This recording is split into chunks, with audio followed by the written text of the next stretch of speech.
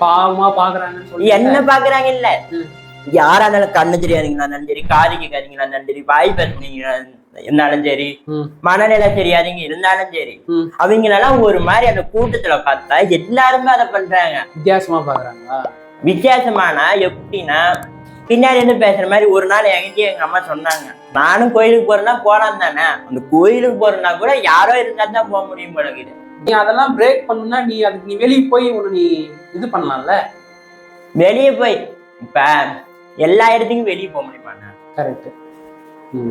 எல்லா இடத்துக்கும் வெளியே போய் நம்ம பிரேக் பண்ணிக்கிட்டே இருக்க முடியுமா? சொல்லி கொடுத்துட்டே இருக்க முடியுமா? கரெக்ட்.